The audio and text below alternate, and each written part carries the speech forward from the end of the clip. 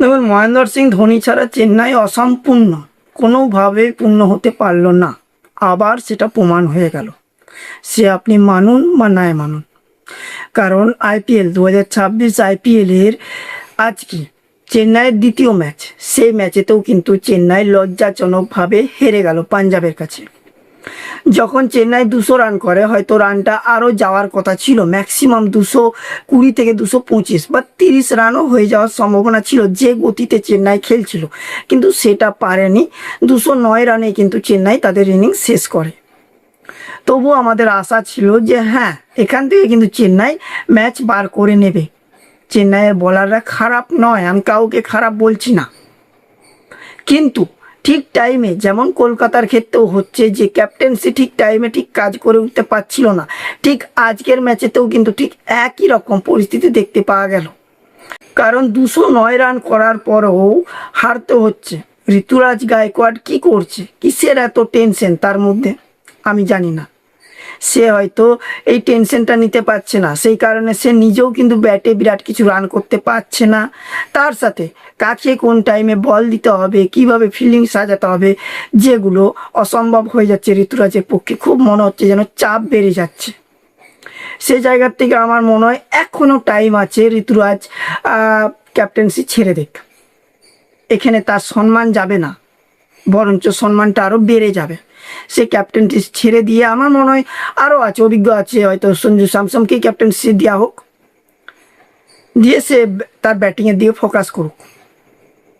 আর মহেন্দ্র সিং ধোনির ক্ষেত্রে আমি একটা কথাই বলবো যে দেখো, আমার মনে হয় যে সে 2026 আইপিএলটা তার লাস্ট আইপিএল একদমই।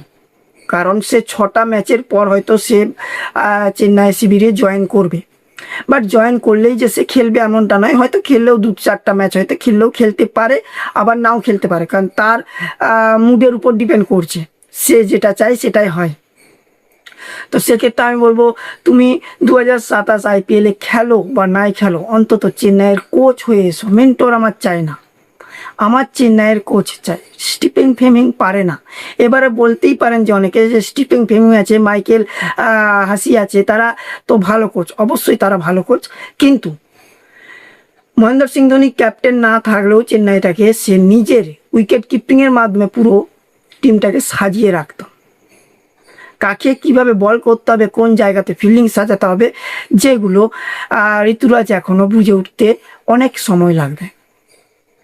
তো সেক্ষেত্রে আমার মনে হয় 2027 আইপিএলে, আমি 2026-এর কথা বলছি না, 2027-এর কথাই বলছি, মহেন্দ্র সিং ধোনি তুমি ফিরে এসো কোচ হিসাবে, শুধু চেন্নাইয়ের হয়ে।